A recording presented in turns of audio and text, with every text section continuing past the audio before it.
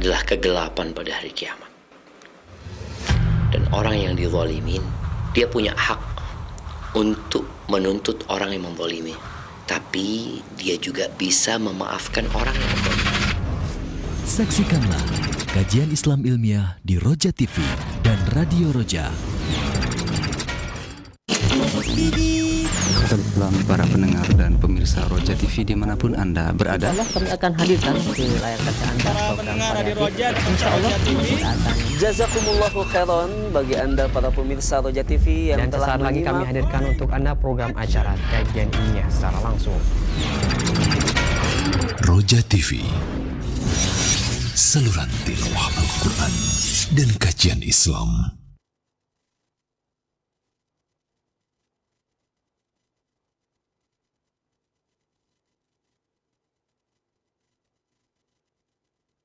Assalamualaikum warahmatullahi wabarakatuh.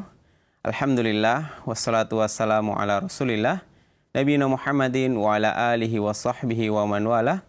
Asyhadu an la ilaha illallah wahdahu la syarikalah wa asyhadu anna Muhammadan abduhu wa rasuluh, amma ba'd. Ikhwatal Islam, kaum muslimin dan muslimat, sahabat Roja yang semoga dirahmati dan dimuliakan oleh Allah Subhanahu wa taala dimanapun Anda berada. Alhamdulillah, pada kesempatan malam hari ini kita dapat berjumpa kembali dalam saluran tilawah Al-Quran dan kajian Islam. Salawat serta salam semoga senantiasa tercurahkan kepada Nabi kita, Nabi Muhammad SAW. Insyaallah pada kesempatan malam hari ini kembali kami hadirkan sebuah program kajian Islam ilmiah dari pembahasan kitab Al-Adabul Mufrad karya Al-Imam Al-Bukhari yang insyaallah akan dijelaskan dan dipaparkan oleh guru kita, yaitu Ustadz Syafiq bin Riza Basalamah MA Hafidhahullah Ta'ala, secara langsung dari Studio Mini STDI Imam Syafi'i Jember. Pada kesempatan malam hari ini kita akan melanjutkan pembahasan di bab ke-434 dari hadis ke-957. Di akhir sesi nanti, bagi Anda yang ingin bertanya seputar pembahasan pada kesempatan malam hari ini, baik itu melalui layanan telepon ataupun melalui chat WhatsApp, Anda dapat bertanya melalui nomor 0218236543.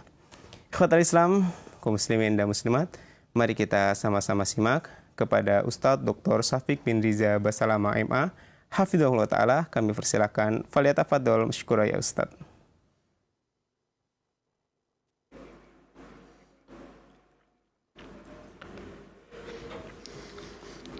Assalamualaikum warahmatullahi wabarakatuh. Alhamdulillah alladhi arsala rasulahu bil huda wa dinil haq liyudhhirahu 'ala ad-din kullihi walau karihal musyrikun. Segala puji bagi Allah Jalla Jalaluh yang telah mengutus Rasulnya dengan petunjuk dan agama yang benar, agar Allah memenangkan agamanya di atas seluruh agama, meskipun orang-orang musyrik membenci hal itu. Ya, ada banyak yang tidak suka cahaya Islam menyeruak, menerangi, menghampiri manusia. Mereka berusaha dengan media yang mereka miliki untuk membuat orang yang di luar Islam tidak masuk Islam, dan membuat orang yang di dalam Islam ragu dengan agama Islam. Tapi Allah akan menyempurnakan agama cepat atau lambat. Rasul sallallahu alaihi wasallam di tahun keempat kenabian, beliau mendapatkan tekanan yang begitu dahsyatnya. Beliau pun dibuli secara verbal. Fisik pun terjadi. Para sahabat-sahabatnya mengalami gangguan, disiksa, ditindas oleh orang-orang musyrikin. Yang menindas telah mati, Abu Jahal telah pergi. Begitu pula Umayyah bin Khalaf, Uqbah bin Abi Mu'aid, Utbah bin Rabi'ah, Syaibah, semuanya telah pergi dan agama Islam ini terus berkembang dan sampai ke negeri kita. Allahumma salli wa sallim ala abdika wa rasulika sayyidina wa maulana Muhammadin wa ala alihi wa ashabi ajma'in, amma ba'd. Ahibbati fillah, Al-Imam Bukhari dalam kitabnya Al-Adabul Mufrad di bab 434 beliau mengatakan, babun idza daraba ar-rajulu fakhidha akhihi wa lam yurid bihi su'an. Bab berkaitan dengan seseorang yang memukul paha saudaranya. Jadi boleh jadi mukul paha, boleh jadi punggung, ya. Dan ketika dia melakukan itu, dia tidak menginginkan keburukan sebenarnya. Kita akan baca hadisnya. Qala haddatsana Abu Ma'mar. Qala haddatsana Abdul Warith. Qala haddatsana Ayyub ibn Abi Tamimah an Abil Aliyah rahimahullahu ta'ala Al-Bara qala marra bi Abdullah ibn Samit. Marra bi Abdullah ibn Samit fa'alqaitu lahu kursiyan fajalasa فقلت له إن ابن زياد قد أخر الصلاة فما تأمر فضرب فخذي ضربة أحسبه قال حتى أثر فيها ثم قال سألت أبا ذر كما سألتني فضرب فخذي كما ضربت فخذك فقال صلي الصلاة لوقتها فإن أدركت معهم فصلي ولا تقل قد صليت فلا أصلي. معاشر المسلمين وزمرة المؤمنين رحمكم الله, pemirsa Roja TV dan pendengar Radio Roja. Di bab ini Al-Imam Bukhari menukil hadis yang sebelumnya sudah pernah kita bahas.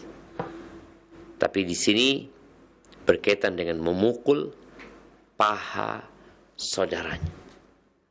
Bukan paha kita sendiri. Ketika orang sedang takjub, heran, dia pukul pahanya. Atau pukul paha saudaranya. Dia tanya sesuatu, dia pukul, ya Allah, kok bisa engkau tanya ini, umpamanya. Sebagai bentuk pengingkaran dari dirinya. Tapi ingat, ketika dia memukul, dia tidak menginginkan untuk menyakiti. Dia memukul bukan untuk menyakiti. Maka di sini pentingnya niat untuk membuktikan apakah dia punya niat jahat atau tidak. Taib, di sini Abu Aliyah rahimahullah, seorang tabi'in, mengatakan, marra bi Abdullah bin Samit fa'alqaitu lahu kursiyan. Suatu hari lewat di hadapanku Abdullah bin Samit, maka aku lemparkan kepadanya kursi agar dia duduk. Jadi supaya dia nggak duduk di bawah, diberi kursi. Fajalas, duduklah Abdullah bin Samit. Faqultu lahu, maka aku katakan kepadanya, Inna ibn Ziyad qad akhara salat. Ibnu Ziyad ini sebagai seorang pemimpin, gubernur pada waktu itu, dia sudah mengakhirkan salat. Disebutkan dia mengakhirkan salat di waktu pilihan. Yang seharusnya dia salat, dia masih mundur-mundurin lagi. Qala fa daraba fakhidhi darbatan. Maka Abdullah bin Samit yang ditanya oleh Abu Aliyah itu memukul pahaku. Sang perawi ini mengatakan, aku kira sampai pukulannya itu membekas di paha. Jadi agak keras mukulnya. Tapi ingat, ketika dia memukul, dia tidak punya niat jahat. Tidak ingin menyakiti. Hanya ingin membuat orang ini jadi lebih konsentrasi. Membuat dia lebih perhatian dengan apa yang akan disampaikan. Thumma qal, kemudian Abdullah bin Samit mengatakan, Sa'altu Abu Dzarrin kama sa'altani. Aku pernah bertanya kepada Abu Dzar, kepada sahabat Nabi, sebagaimana engkau menanyakan hal itu kepada aku. Fa daraba fakhidhi kama darabtu fakhidak. Kemudian dia memukul pahaku sebagaimana aku memukul pahamu. Faqala, lalu dia mengatakan, Salli salata li waqtiha, salatlah engkau tepat waktu. Fa in adrakta ma'ahum fasalli. Kalau engkau mendapati waktu salat bersama mereka, engkau salat. Salat lagi maksudnya. Wala taqul qad sallaitu fala usalli. Jangan pernah engkau mengatakan, aku sudah salat gitu loh, maka aku enggak usah salat lagi. Disuruh salat. Jadi salat yang kedua itu jadi sunnah. Jamaah rahimakumullah, kalau di Sahih Muslim disebutkan bahwa Abdullah bin Samit ini mengatakan, aku bertanya kepada Abu Dzar sebagaimana kau bertanya kepada aku. Maka dia memukul pahaku sebagaimana aku memukul pahamu. Lalu Abu Dzar mengatakan, Inni sa'altu Rasulullah sallallahu alaihi wasallam. Aku juga pernah bertanya kepada Rasul sallallahu alaihi wasallam sebagaimana kau bertanya kepadaku. Fadaraba fakhidi kama darabtu fakhidak. Kemudian Nabi alaihissalatu wasallam memukul pahaku sebagaimana aku memukul pahamu. Jadi ini pertanyaan yang terulang yang ditanyakan kepada seorang guru, yang gurunya pernah bertanya kepada gurunya, yang gurunya pernah bertanya kepada Rasulullah sallallahu alaihi wasallam, yang setiap pertanyaan itu ditanyakan, sang guru ini memukul paha muridnya. Kemudian sang guru nanti memukul paha muridnya juga untuk menjelaskan bahwa Nabi SAW memukul pahaku sebagaimana aku memukul pahamu. Lalu beliau mengatakan, Salli salata li waqtiha, salatlah di waktunya. Kalau engkau mendapati salat bersama mereka, salatlah bersama mereka. Dan jangan berkata, aku sudah salat maka aku gak perlu salat lagi. Jadi ingat, kadang-kadang ada kondisi kita petawa atau apa, mukul saudara kita. Kalau kita nggak ada niat untuk menyakiti, maka nggak apa-apa. Nah, kita akan membaca hadis yang cukup panjang berkaitan dengan bab kita, tapi ceritanya ada hubungannya dengan Dajjal. Baik, kita akan baca hadisnya. Qala al-Imam Bukhari rahimahullahu ta'ala, haddatsana Abu al-Yaman قال أخبرنا شعيب عن الزهري عن سالم بن عبد الله أن عبد الله بن عمر أخبره أن عمر بن الخطاب انطلق مع رسول الله صلى الله عليه وسلم في رهط من أصحابه قبل ابن صياد حتى وجدوه يلعب مع الغلمان في أتم أو في أتم بني مغالة وقد قارب ابن صياد يومئذ الحلم فلم يشعر حتى ضرب النبي صلى الله عليه وسلم ظهره بيده ثم قال أتشهد أني رسول الله فنظر إليه فقال أشهد أنك رسول الأميين قال ابن صياد فتشهد أني رسول الله فرصه النبي صلى الله عليه وسلم ثم قال آمنت بالله وبرسوله ثم قال لابن صياد ماذا ترى قال ابن صياد يأتيني صادق وكاذب فقال النبي صلى الله عليه وسلم خلط عليك الأمر قال النبي صلى الله عليه وسلم إني خبأت لك خبيئا Qala huwa ad-dukh. Qala khsa' falam ta'du qadrak. Qala Umar, ya Rasulullah, ata'dhanu li fihi an adriba unuqah? Faqala an-nabiy sallallahu alaihi wasallam, in yakuhu la tusallatu alaihi wa in lam yakun hu fala khaira laka fi qatlih.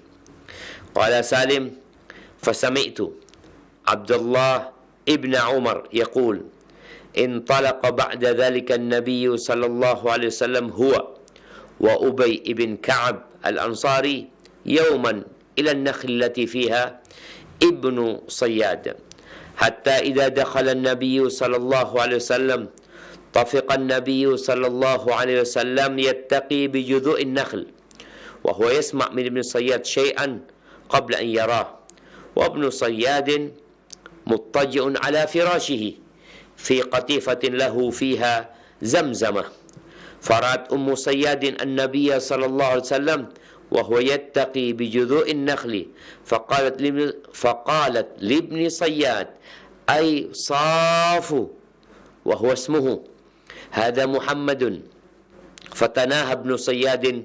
قال النبي صلى الله عليه وسلم لو تركته لبين. قال سالم قال عبد الله قال النبي صلى الله عليه وسلم قام النبي صلى الله عليه وسلم في الناس فأثنى على الله بما هو أهله، ثم ذكر الدجال فقال إني أنذركموه وما من نبي إلا وقد أنذر قومه، ولكن سأقول لكم فيه قولا لم يقله نبي لقومه تعلمون أنه أعور وأن الله ليس بأعور. Jamaah rahimakumullah, disebutkan dalam hadis ini bahwa Umar bin Khattab pergi bersama Nabi alaihi salatu wassalam dan beberapa sahabat menuju ke tempatnya Ibnu Sayyad. Ibnu Sayyad ini Yahudi. Dan sebagian sahabat mengira bahwa Ibnu Sayyad ini adalah Dajjal. Dajjal yang akan keluar pada akhir zaman itu wujudnya. Iya. Jadi sebagian sahabat ada yang mengira hal itu. Kemudian dia juga mengaku tahu dengan hal-hal yang ghaib ya, ketika dia kecil padahal dia belum baligh. Dia seperti dukun yang memberitahu barang-barang yang hilang atau meramal nasib seseorang. Maka Nabi SAW berangkat menuju ke Ibnu Sayyad untuk menyingkap hakikat dia, agar orang-orang tidak tertipu dengan Ibnu Sayyad. Maka berangkatlah Nabi SAW, dan ketika sampai ke lokasi Ibnu Sayyad, dia sedang bermain dengan anak-anak, bocah-bocah yang lainnya. Ada bangunan yang tinggi atau bentengnya Bani Maghalah. Ini bentengnya salah satu dari kabilah Ansar. Waqad qaraba Ibnu Sayyad yauma idzin al-hulum. Ibnu Sayyad pada saat itu sudah hampir baligh. Tapi dia masih kecil, belum baligh.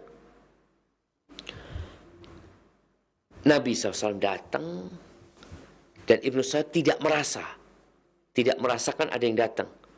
Ketika Nabi SAW sampai, dipukul sama Nabi punggungnya. Ini jemaah menunjukkan bahwa Ibnu Sayyad nggak tahu dengan yang gaib. Dia tidak tahu. Dia tidak mengetahui kalau Nabi SAW ada di belakangnya sampai Nabi memukulnya. Dan ingat, Nabi memukulnya bukan untuk menyakiti dia, untuk meyakinkan para sahabat bahwa Ibnu Sayyad ini nggak tahu dengan yang gaib.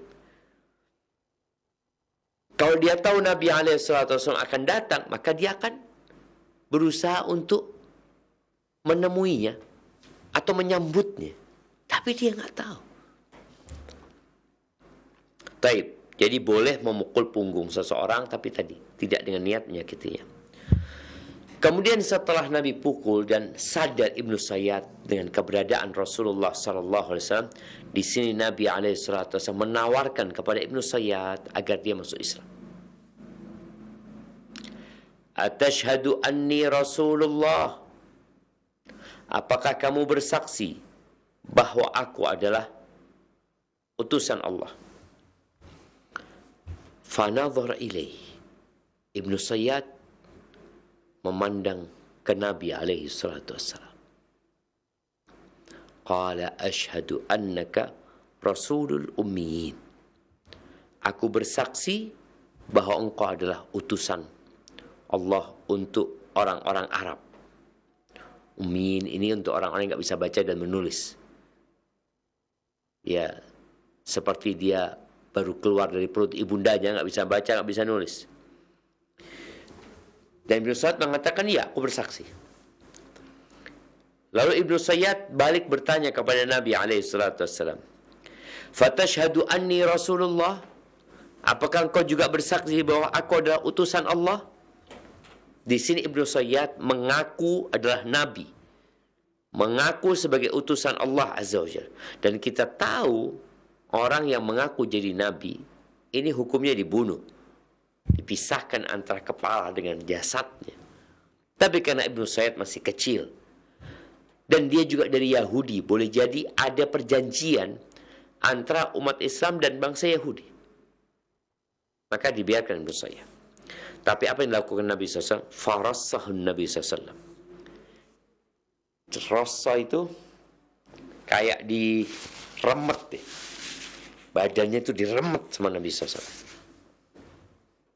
Karena dia mengaku utusan Allah Azza wa Jalla. Lalu Nabi SAW mengatakan, amantu billahi wa bi rasulih. Di sini jamaah, ketika seorang mendapatkan ungkapan-ungkapan yang menyimpang, seperti orang-orang yang ngaku Nabi, atau orang-orang yang meninggalkan agama Allah Azza wa Jal, dan boleh jadi dia meremehkan agama ini, maka katakan amantu billahi wa rasulih. Atau di beberapa hadis yang lain, Nabi SAW mengatakan, raditu billahi rabba wa bil islami dina wa bi Muhammadin sallallahu alaihi wasallam nabiyya. Jadi Allah adalah tempat untuk berlindung, tempat untuk mengadu. Kemudian Nabi SAW mengatakan kepada Ibnu Sayyad, Mada tara? Mulai ini proses Nabi SAW menyingkap hakikat Ibnu Sayyad. Siapa dia sebenarnya? Karena sebagian sahabat berpikiran dia adalah Dajjal. Maka Nabi ingin menyingkap hakikat dia, dan sahabat melihat, menyaksikan, kemudian menyampaikan kepada yang lainnya. Faqala Ibnu Sayyad, ya'tini sadiqun wa kadhib. Ia datang kepadaku yang jujur dan yang dusta. Di riwayat Sahih Muslim, Rasulullah SAW mengatakan, amantu billahi wa malaikatihi wa kutubih. Aku beriman kepada Allah, malaikat-malaikatnya, dan kitab-kitabnya. Lalu Nabi bertanya, engkau melihat apa? Engkau lihat apa sih? Maka kata Ibnu Sayyad, ara arsyan alal ma'. Aku melihat ada singgasana di atas air. Maka Nabi SAW mengatakan kepada Ibnu Sayyad, tara arsya iblis alal bahr. Engkau melihat singgasana iblis di atas lautan. Wa madza tara? Terus apa lagi yang kau lihat? Ara sadiqin wa kadiban. Aku melihat ada yang jujur dan ada yang dusta. Au kadhibin wa sadiqan. Faqala Rasul SAW, lubisa alaihi, da'uh. Orang ini sedang dikacaukan gitu. Ya memang dia lebih dekat ke dukun.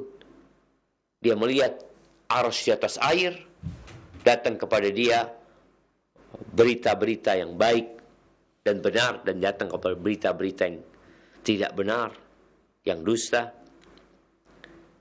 Dan kita tahu bahwasanya para dukun itu adalah saudara-saudaranya setan.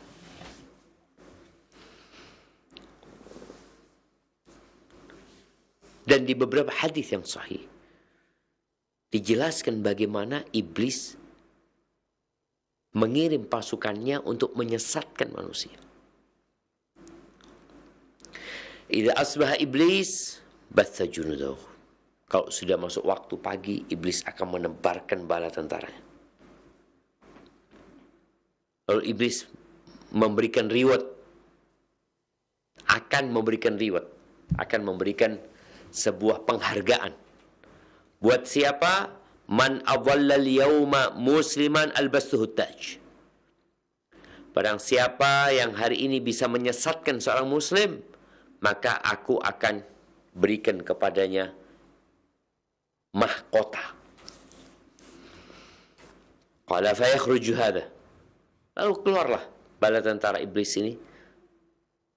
Setan-setan ini berusaha untuk menyesatkan umat manusia. Ada satu yang laporan, aku godain fulan sampai dia menceraikan istrinya. Kata dia, kayaknya dia ntar lagi rujuk lagi.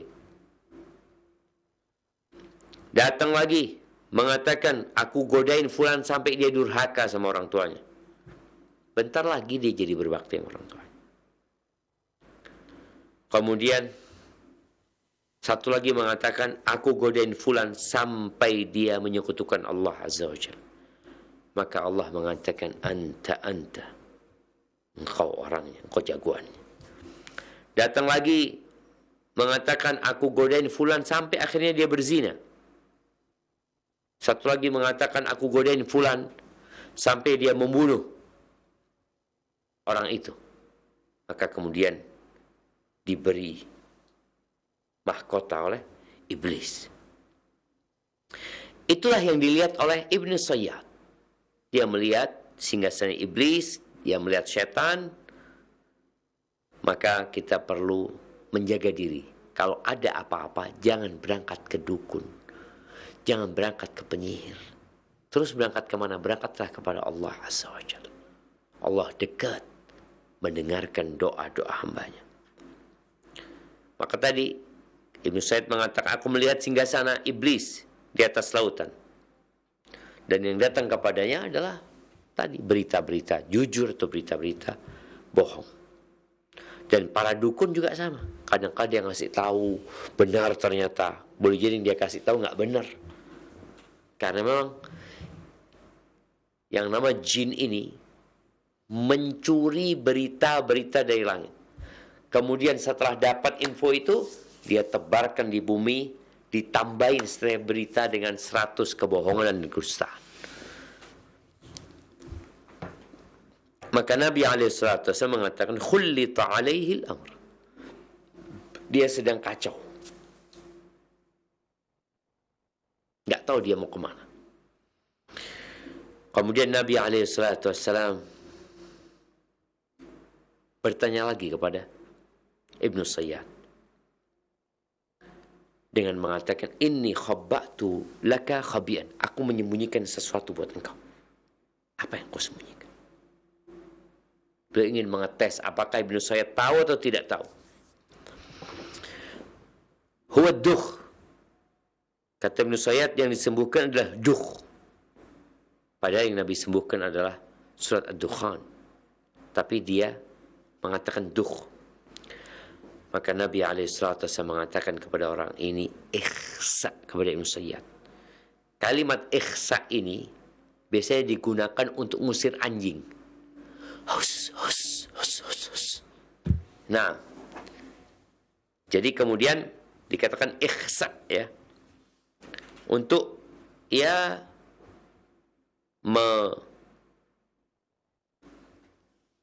menegur dengan keras orang yang melakukan kesalahan, agar dia berubah dan menjadi lebih baik lagi.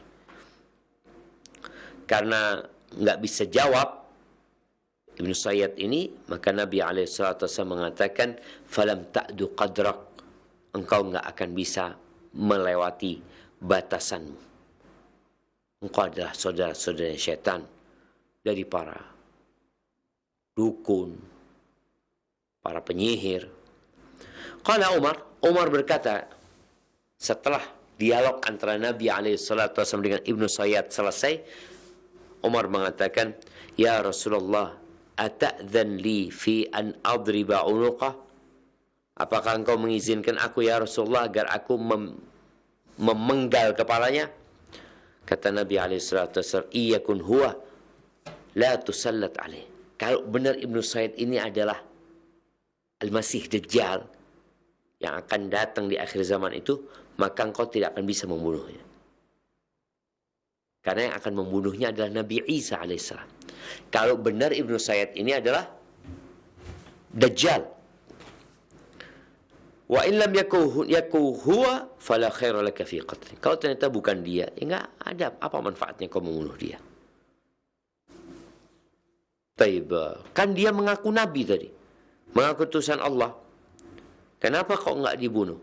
Dia boleh jadi karena dia belum baligh, atau boleh jadi karena Nabi SAW punya perjanjian antara beliau dengan orang Yahudi, dan perjanjian itu harus dijaga. Baik. Kemudian jamaah rahimakumullah, jadi Ibnu Sayyad ini bukan Dajjal yang akan dikeluarkan di akhir zaman, tapi Ibnu Sayyad ini juga pendusta. Karena Dajjal ada yang kelas kakap, ada yang kelas teri ya. Baik, Salim putranya Abdullah bin Umar bin Khattab ya. Nah, Salim ini mengatakan, dan insya Allah dia Salim, putranya Abdullah bin Umar bin Khattab yang meriwayatkan hadis ini. Qala Salim, fasami'tu Abdullah bin Umar, aku mendengar Abdullah bin Umar berkata, intalaqa ba'da dhalika Nabi SAW, huwa wa Ubay bin Ka'ab al-Ansari, yawman ila an-nakhl allati fiha Ibnu Sayyad. Ini cerita Salim, bahwa Abdullah bin Umar bin Khattab berkata, dia pernah pergi, setelah kejadian itu, dia pernah pergi bersama Nabi SAW, bersama Ubay bin Ka'ab, satu dari Muhajirin, satu dari Ansar, menuju kebun yang di situ ada Ibnu Sayyad. Sampai Nabi SAW masuk ke kebun tersebut. Tafiqan Nabi SAW yattaqi bi judhu'in nakhl. Nabi SAW masuk itu mengendap-endap, bersembunyi di belakang pohon kurma. Ibnu Sayyad lagi ada di depan saya, Nabi di belakang pohon kurma, berusaha untuk mendekat ke Ibnu Sayyad. Jadi ini bukan mata-mata yang terlarang, enggak. Ini mata-mata yang memang dilakukan untuk membuktikan sebuah perkara yang para sahabat masih ragu. Dan Nabi SAW datang sendiri untuk menghilangkan keraguan tadi. Nabi tadi mengendap-endap atau bersembunyi di belakang pohon kurma karena banyak pohonnya. Wa huwa yasma' min Sayyad syai'an qabla an yarah. Dan Nabi SAW sudah pernah mendengar tentang Ibn Sayyad ini sebelum beliau melihat Ibnu Sayyad. Artinya beliau sudah tahu seperti apa Ibnu Sayyad ini. Maka dilihat Ibnu Sayyad sedang berbaring di atas karpet lah. Dia sedang berbaring di situ. Fiha zamzamah. Berbaring sambil mengeluarkan suara yang nggak jelas. Kalau ditanya apa yang diucapkan, nggak tahu apa yang dia omongkan. Seperti komat kamit nih Ibnu Sayyad nih. Naam. Fara'at Ummu Ibn Sayyad an-Nabi SAW wa huwa yattaqi bi judhu'in nakhl. Ibunya Ibnu Sayyad melihat Nabi SAW kok bersembunyi di belakang pohon, mendekati putranya Ibnu Sayyad. Maka melihat pemandangan itu, ibunya Ibnu Sayyad mengatakan, "Ai Safu." Safu ini namanya Ibnu Sayyad ya. "Wahai Saf, hadza Muhammadun." Ini ada Muhammad datang nih, katanya ibunya. Kemudian fatanaha Ibnu Sayyad. Akhirnya Ibnu Sayyad dengar ibunya mengatakan Nabi Muhammad datang, maka diem Ibnu Sayyad ini, nggak ngomong apa-apa. Qala Nabi SAW, Nabi SAW berkata, "Lau tarakathu labayyana." Nabi mengatakan, andai kata ibunya tidak mengingatkan tadi, pasti akan tersingkap ayat ini sebagai Dajjal dan saudaranya setan. Kemudian ini peristiwa Nabi SAW yang pertama tadi menjumpai Ibnu Sayyad di bentengnya Bani Maghalah. Kalau yang ini di kebunnya Ibnu Sayyad. Qala Salim kemudian berkata, qala Abdullah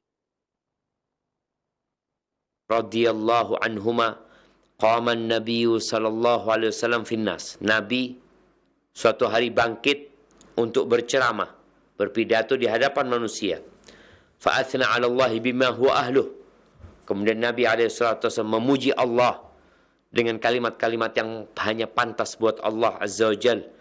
Kemudian Nabi menyebutkan tentang Dajjal, memperingatkan mereka, mewanti-wanti mereka agar jangan sampai mereka terfitnah dengan Dajjal. Dan Nabi sudah menyebutkan tentang Dajjal ini seperti apa, bagaimana matanya, bagaimana rupanya, bagaimana perawakannya. Buruk sebenarnya dia, nggak pantas dia ngaku Tuhan. Tapi dia ngaku Tuhan, bukan hanya ngaku Nabi ya, mengaku jadi Tuhan nantinya. Baik, dan beliau mengatakan, "Inni undzirukumu." Aku memberikan peringatan kepada kalian, jangan sampai kalian akhirnya nggak punya kesiapan menghadapi Dajjal. Wa ma min nabiyyin illa waqad andzara qaumahu. Tidak ada satupun nabi melainkan pernah memperingatkan kaumnya. Laqad andzara Nuhun qauma. Sampai Nabi Nuh alaihissalam juga telah memperingatkan kaumnya akan munculnya Dajjal. Walakin sa'aqulu lakum fihi qawlan lam yaqulhu nabiyyun liqaumi. Maka aku akan katakan kepada kalian sebuah kata kunci yang belum pernah diucapkan oleh para nabi kepada kaumnya. Nabi Nuh ketika memperingatkan kaumnya tidak secara detail. Maka Nabi SAW menyebutkan, aku akan sebutkan buat kalian sifat-sifat Dajjal yang tidak disebutkan oleh nabi-nabi sebelumnya. Yang pertama, qala Nabi SAW, ta'lamuna annahu a'war. Ketahuilah bahwa dia picek matanya.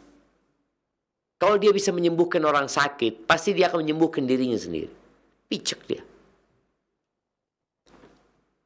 Dajjal ini picek ya, salah satu matanya keluar seperti anggur yang ngambang ya di air, seperti itu. Taib, Dajjal ini memiliki fitnah yang sangat dahsyat sekali. Oleh karena itu setiap sholat, di penghujung sholat kita, setelah tasyahud akhir kita mengatakan, Allahumma inni a'udzubika min adzabil qabr wa min adzabi jahannam wa min fitnatil mahya wal mamat wa min syarri fitnatil masihid dajjal. Kita berlindung dari fitnah Dajjal ini. Taib, maka Nabi SAW mengatakan kepada para sahabatnya bahwa Dajjal itu picek. Jadi ada tanda yang semua orang akan lihat. Kalau dia ngaku Tuhan, pasti yang pertama dia perbaiki adalah mata dia sendiri. Wa anna Allah laysa bi'awar. Dan Allah Azza wa Jalla tidak buta, tidak picek. Nah, Allah Azza wa Jalla. Jadi ini tanda yang sangat nyata dan semua orang bisa melihat. Cuma tadi ada orang-orang yang nggak belajar, sehingga tatkala Dajjal keluar, dia boleh jadi ngikutin Dajjal. Apalagi di masa sekarang ini dengan banyaknya peramal-peramal ya, bahkan online pun ada. Maka ingat Nabi SAW memperingatkan kita tentang tanda-tanda Dajjal. Yang mana itu Dajjal? Yang pertama, dia itu picak. Yang kedua, tertulis di antara kedua matanya, kafir. Kaf, fa, ra. Atau kaf, alif, fa, ra. Dan subhanallah,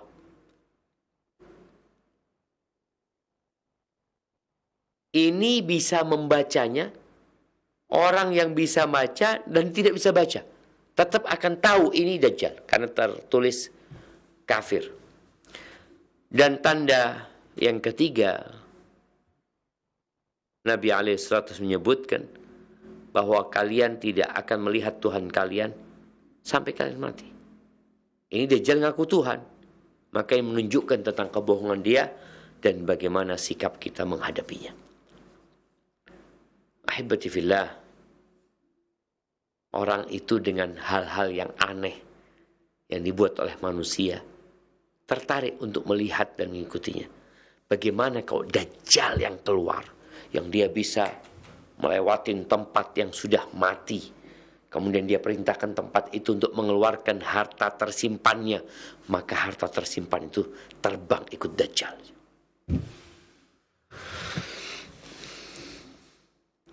Barakallahu fiik, mungkin itu yang bisa kita kaji pada kesempatan kali ini. InsyaAllah kita lanjutkan ke hadis nomor 959 pada pertemuan yang akan datang. Saya Anda kembalikan ke host kita untuk memandu jalannya tanya jawab. Barakallahu fikum. Syukran jazakumullah khairan wa barakallahu fikum kepada Ustadz Dr. Syafiq bin Riza Bassalam MA hafidhahullah ta'ala yang telah memaparkan berkaitan tentang bab 434. Selanjutnya, bagi Anda yang bertanya, baik itu melalui layanan telepon ataupun melalui chat WhatsApp, Anda dapat bertanya melalui nomor 0218236543. Pertanyaan pertama akan kita bacakan dari pesan WhatsApp terlebih dahulu. Assalamualaikum Ustadz, izin bertanya, ketika saya sholat, saya tidak bisa khusyuk jika tidak tutup mata. Apakah sah sholat saya sambil memejamkan mata? Silakan Ustadz.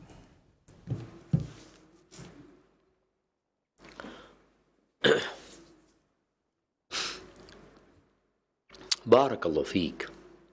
Ya, kalau pertanyaannya apakah sah sholat sambil tutup mata, sah-sah saja. Jadi, menutup mata ketika sholat itu termasuk makruh. Namun kalau memang di depan kita ada sesuatu yang mengganggu pandangan kita, lalu kita menutup mata pada saat ada yang mengganggu, nggak apa-apa. Tapi kalau nggak ada apa-apa, kemudian dia menutup matanya, dia khawatirkan, dia meyakini, oh ini lebih baik sholat dengan menutup mata. Enggak, Nabi SAW tidak menutup matanya. Maka itu menjadi hal yang makruh, seorang sholat dengan menutup mata. Berusaha sebelum sholat itu menghadirkan hati ya, menghilangkan segala sesuatu yang membuat konsentrasimu jadi buyar. Dan berdoa memohon kepada Allah agar engkau bisa khusyuk. Kalau di tengah-tengah sholat ada yang mengganggu, menyebabkan kekhusyuanmu hilang, maka baca a'udzubillahi minasyaitonir rajim sambil meniup ke kiri dengan sedikit ludah yang keluar 3 kali. Jadi seperti itu. Hadza wallahu a'lam bissawab. Syukran jazakumullah khairan wa barakallahu fikum Ustaz atas jawabannya. Semoga bermanfaat bagi penanya. Selanjutnya masih dari pesan WhatsApp, Ustaz. Assalamualaikum warahmatullahi wabarakatuh. Izin bertanya, Ustaz, bagaimana cara kita menegur tetangga di depan rumah yang menjemur pakaian di pagar rumah saya? Dan kemarin ketika banjir, tamunya parkir di halaman rumah saya hingga jadi amblas. Padahal tetangga saya itu katanya Ustaz. Silakan Ustaz.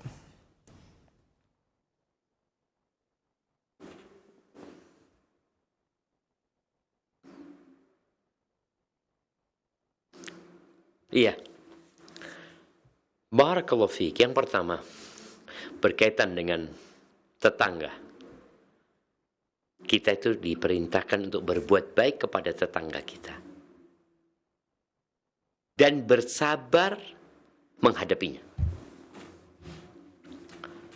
Jadi kalau tetangga jemur baju di pagar kita, biarin, nggak usah ditegur.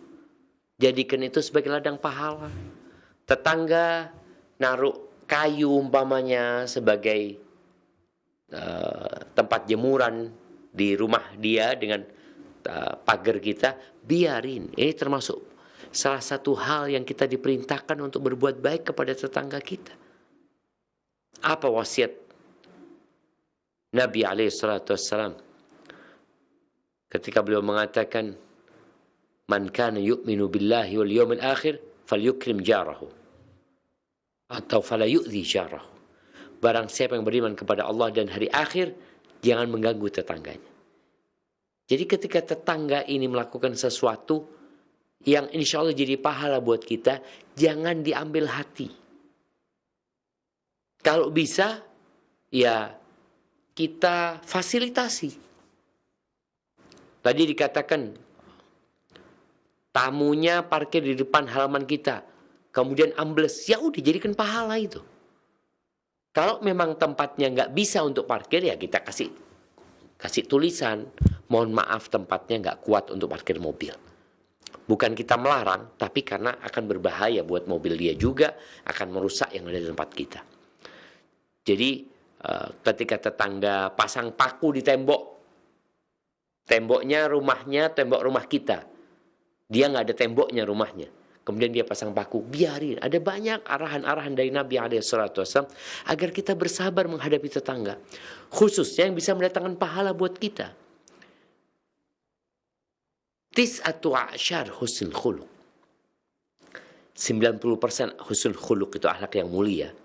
Yang paling berat di timbangan pada hari kiamat itu adalah taghaful. Akhlak mulia itu paling berat di timbangannya.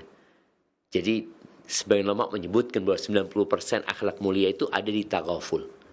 Taghaful itu pura-pura nggak dengar, pura-pura nggak ngeliat. Itu adalah hal-hal remeh kecil, jangan dibesar-besarin. Banyak ya, kalau kita ngelihat depan pagar rumah orang, dilarang parkir di sini. Kalau di depan pintu, oke, pantas. Tulis silahkan parkir di sini. Kalau memang tempat itu aman, tadi tidak menyebabkan bahaya.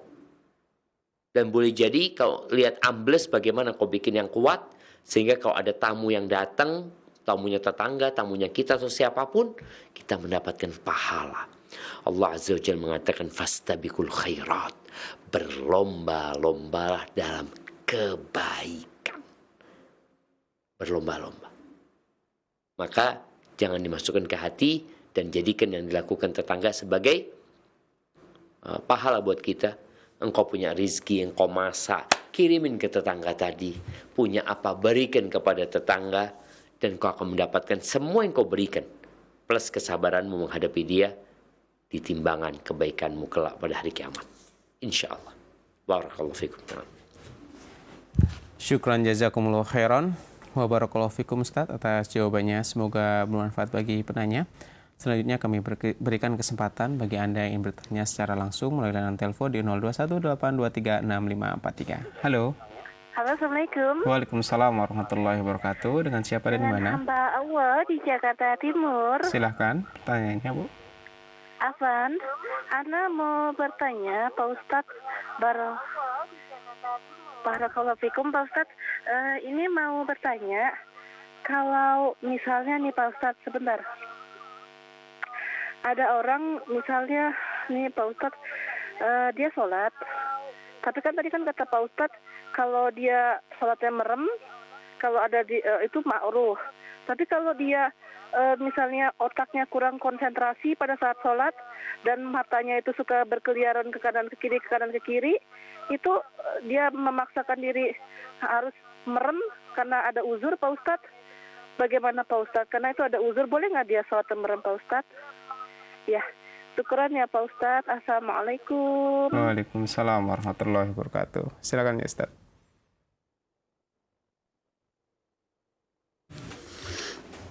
Waalaikumsalam warahmatullahi wabarakatuh. Naam, ahibati fillah ya. Ketika orang itu merem dalam rangka menghadirkan konsentrasi, artinya ada banyak hal yang memecah konsentrasi dia. Bicara konsentrasi jamaah, HP ini dengan banyaknya video-video pendek yang orang dengan mudah scrolling, pindah sini, sehingga orang itu kadangkala nonton video 5 menit nggak mampu. Mesti terpecahkan konsentrasi dia, yang boleh jadi berpengaruh kepada ibadahnya. Maka kalau orang ini tadi matanya kemana-mana, ya bagaimana matanya itu ke tempat sujud atau ke depan? Ada hadis di situ anjuran melihat ke tempat sujud, walaupun hadisnya juga diperselisihkan oleh para ulama. Jadi memandanglah ke tempat yang kau jadi khusyuk. Ketika kau melihat ke tempat sujud, itu lebih khusyuk. Jadi matanya nggak kemana-mana, lihat tempat sujud, bukan dengan merem. Tapi kalau ada sesuatu, apabila dia buka matanya, maka dia akan melihat hal itu, dan hal itu akan membuat dirinya hilang kehusyuan, maka dia pejamkan mata, nggak apa-apa. Jadi tetap orang yang memejamkan mata, sholatnya itu sah. Namun tadi, itu hal yang makruh ya, kecuali ada uzur. Ya uzurnya, ya bukan untuk menghadirkan konsentrasi, tapi uzurnya memang di depan ada hal yang mengganggu. Karpetnya atau sejadahnya, ada gambar macam-macam, atau di depannya ada anak kecil yang sedang main, anak kecil yang membuat dia akan ketawa ini itu. Mungkin pada saat itu dia memejamkan matanya, tadi tidak dalam semua sholat dia, tapi dalam kondisi-kondisi yang memang saat itu dia membutuhkan untuk memejamkan mata. Kalau enggak, jangan dipejamkan mata. Hadza wallahu a'lam bissawab. Nah. Syukran jazakumullah khairan wa barakallahu fikum Ustaz atas penjelasannya, semoga bermanfaat bagi penanya. Selanjutnya kita bacakan kembali dari pesan WhatsApp. Assalamualaikum warahmatullahi wabarakatuh. Izin bertanya Ustaz, tadi disebutkan bahwa seseorang yang sudah sholat kemudian mendapati imam sholat, maka dia mengikuti sholat kembali. Maksudnya seperti apa ya Ustaz? Syukran jazakumullah khairan. Silakan ya Ustaz.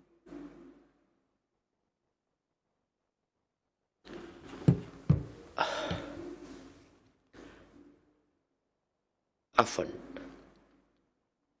Ana hilang konsentrasi tadi. Siap, bisa diulang. Intinya bisa tadi diulangi pertanyaannya. Tadi disebutkan bahwa ketika imam sholat kita ikut sholat kembali Ustadz. Maksudnya itu seperti apa ya Ustadz?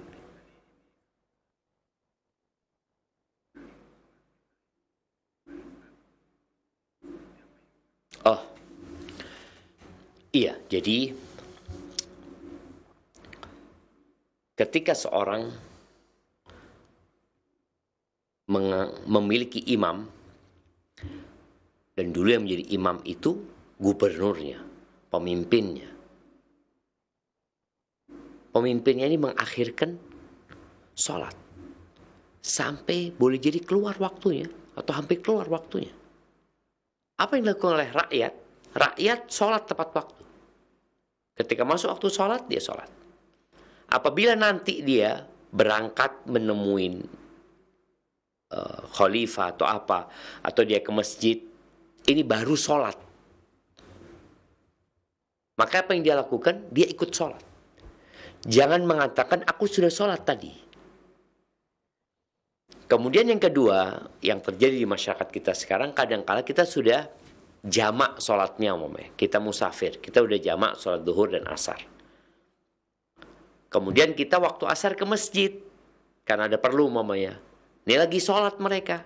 Apa yang kita lakukan? Jangan duduk-duduk kita kalau di masjid. Ikut sholat. Sholat kita yang kedua itu jadi sholat sunnah. Yang pertama sholat wajib, yang pertama sholat, ya, yang kedua jadi sholat sunnah. Jadi berkaitan dengan apa yang tadi dibahas, bahwa akan ada pemimpin-pemimpin yang mengakhirkan waktu sholat, sehingga rakyat bingung apa yang harus dilakukan. Apalagi dia tokoh di masyarakat umpamanya, dia mendampingi gubernurnya, maka dia sholat tepat waktu. Nanti ketika dia mendampingi gubernurnya dan harus sholat lagi, dia sholat. Jangan mengatakan aku sudah sholat, tapi sholat itu sholatnya jadi sholat sunnah buat dia. Hada wallahu a'lam bishawab. Tafadhal. Syukran jazakumullah khairan wa barakallahu fikum Ustaz atas jawabannya. Semoga bermanfaat bagi penanya. Selanjutnya kami berikan kesempatan kembali bagi Anda yang bertanya secara langsung melalui line telepon di 0218236543. Halo. Halo, Assalamualaikum. Waalaikumsalam warahmatullahi wabarakatuh. Dengan Bapak siapa dan di mana, Pak? Saya dengan Fulan dari Depok dengan Tria. Silakan pertanyaannya, Pak. Dari Aptria dari Depok. Ya, silakan pertanyaannya, Bapak. Alhamdulillah Ustadz, akhirnya bisa langsung ngobrol dengan Ustadz. Ustadz, jadi gini, jadi si Fulan ini memiliki masalah dengan istrinya, di mana sudah 7 bulan yang bersangkutan itu tidak tinggal bareng dengan istrinya. Nah, karena memang si Fulan ini memiliki seorang ibu yang udah sepuh, Ustadz. Udah sepuh, umurnya 70 tahun. Dan di mana di awal sebelum menikah, si Fulan ini menginformasikan bahwa saya memiliki seorang ibu yang udah sepuh dan tugasnya adalah untuk tinggal bersama beliau. Di tengah jalan, si istri ini menolak untuk tinggal dengan ibu karena memang antara menantu dan mertua itu pasti ada singgungan. Dan akhirnya si suami ini meninggalkan anak dan istrinya itu setelah 7 bulan, sementara istrinya itu tinggal dengan orang tuanya. Setelah 7 bulan, suaminya ini datang ke rumah si orang tuanya, tapi mendapatkan KDRT si suami ini, kemudian dicaci maki segala macam, diputuskanlah untuk berpisah. Itu hukumnya bagaimana Ustadz, dan apakah tanggung jawab suami itu terkait anaknya ini, sementara anaknya ini diblok tuh sama si istri, aksesnya sama sekali ditutup untuk tidak bisa bertemu. Hukumnya bagaimana dan bagaimana tanggung jawab si suami ini di akhirat nanti Ustadz? Jazakallahu khair Ustadz, terima kasih. Syukran. Assalamualaikum warahmatullahi wabarakatuh. Waalaikumsalam warahmatullahi wabarakatuh. KDRT dari siapa? KDRT dari siapa?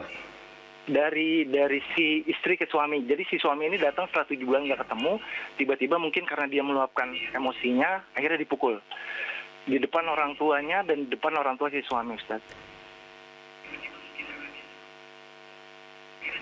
Seperti itu. Halo Ustaz. Jadi hukumnya itu seperti apa? Karena memang 7 bulan tidak tinggal bareng-bareng. Syukran. Silakan ya, Ustaz.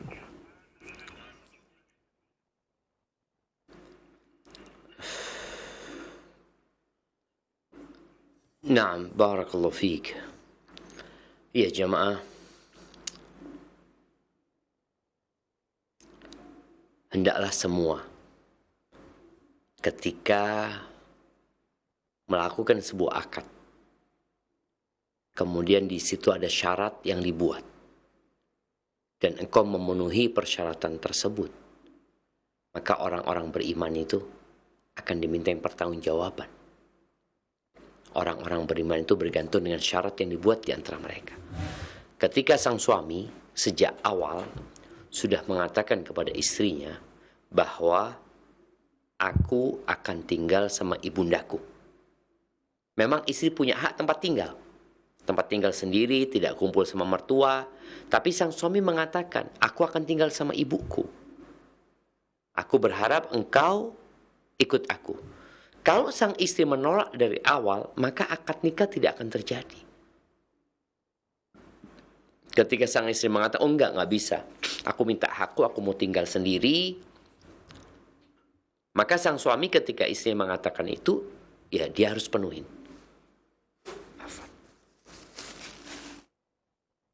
sepertinya kalau dikatakan kalau benar dalam permasalahan pertikaian itu harus mendengar dari kedua belah pihak. Kalau tadi umpamanya sang istri nggak mau, akhirnya sang istri berangkat ke tempat orang tuanya, sang suami hidup sama ibunya selama 7 bulan. Maka nggak tahu 7 bulan ini suami memberikan nafkah atau tidak kepada istrinya, tadi tidak disebut. Apakah dia juga memberikan nafkah kepada anaknya?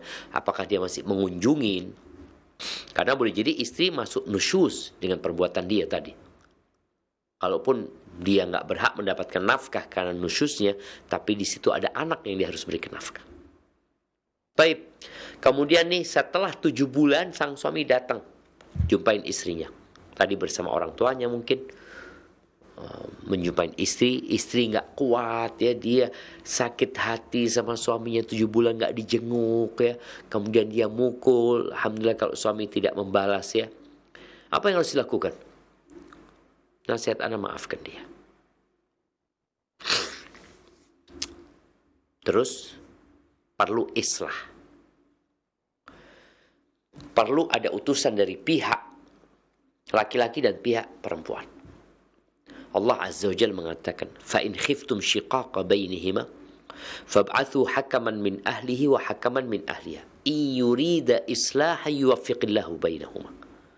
Apabila dua orang ini bertikai dan tidak ada titik temu, maka utuslah seorang mediator, seorang yang berakal, seorang yang bijak dari pihak keluarga laki-laki dan pihak keluarga perempuan. Duduk bersama, disampaikan gimana pernikahannya ini mau dilanjutkan apa tidak. Apakah bisa dilanjutkan? Oh bisa, mamanya. Bisa dilanjutkan, tapi istri tetap nggak mau kumpul sama mertua. Oke, bagaimana suami? Gimana kalau umpamanya rumahnya bertetanggaan saja, tapi tidak kumpul? Sehingga sang suami bisa tiap hari ketemu sama orang tuanya, bisa minta tolong sama istri merawat orang tuanya, walaupun tidurnya di rumah sendiri. Ini salah satu poin-poin yang perlu dibahas semuanya. Tapi kalau pada akhirnya kayaknya nggak mungkin, ya udah pisah, cerai. Terus kalau tadi dikatakan ini belum bercerai, kalau Anda lihat tadi ya, cuma dari pihak istri memblok suaminya, tidak bisa menghubungi anaknya, ya udah sekarang kirim utusan untuk mencari titik temu. Dan kalau harus bercerai, ini juga buat para laki-laki ya. Ketika engkau melihat istrimu nusyus dan engkau mau berpisah, Allah Azza wa Jalla mengatakan, fa'imsakun bima'ruf aw tasrihum biihsan. Engkau jaga dengan baik-baik, lanjutkan pernikahanmu, atau berpisah dengan cara yang baik pula. Datang sudah, aku minta maaf kayaknya nggak bisa dilanjutkan. Boleh jadi engkau dengan meninggalkan 7 bulan tadi, jadi istri bingung gitu, suamiku ini gimana, mau dilanjutkan rumah tangga apa enggak, anak juga nggak kasih nafkah. Jadi untuk saat ini nasihat ana, kirim utusan untuk mencari titik perjumpaan. Kalau memang bisa dilanjutkan. Kalau memang ada syarat-syarat dan ketentuan yang ingin dibuat. Tapi kalau enggak, ya udah pisah baik-baik. Engkau minta maaf atas apa yang terjadi. Sebagaimana engkau meminta dia baik-baik, pisah pun baik-baik. Berkaitan dengan anak, sampaikan, aku bapaknya, kita pisah hanya hubungan suami istri, tapi hubungan ibu sama anaknya, hubungan ayah sama anaknya tidak terputus sampai kapanpun. Barakallahu fiik, itu mungkin menjadi pertanyaan terakhir kita pada perjumpaan kita kali ini.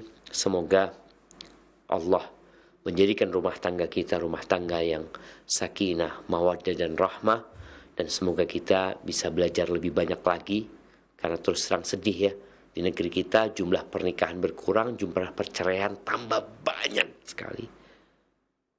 Apa masalahnya? Masalahnya banyak orang-orang yang menikah tanpa punya kesiapan untuk menghadapi masalah di pernikahan tersebut. Jazakumullah khairan. Anda kembalikan ke teman-teman di Rojak Pusat. Assalamualaikum warahmatullahi wabarakatuh. Waalaikumsalam warahmatullahi wabarakatuh. Syukran jazakumullah khairan wa barakallahu fikum kepada Ustadz Dr. Syafiq Mirza Basalamah MA hafizahullah taala yang telah memberikan faedah-faedah dan tambahan ilmunya kepada kita semua pada kesempatan malam hari ini. Semoga Ustadz serta keluarga senantiasa diberikan perlindungan dan kesehatan oleh Allah Subhanahu wa taala. Dan kami ucapkan syukran jazakumullah khairan atas kebersamaan Anda pada kesempatan malam hari ini. Mohon maaf untuk pertanyaan yang sudah masuk tidak dapat kami bacakan secara keseluruhan mengingat keterbatasan waktu. Kami segenap kru yang bertugas mohon maaf apabila ada kesalahan. Kami undur diri. Subhanakallahumma bihamdika asyhadu an la ilaha illa anta astaghfiruka wa atubu ilaik. Wassalamualaikum warahmatullahi wabarakatuh.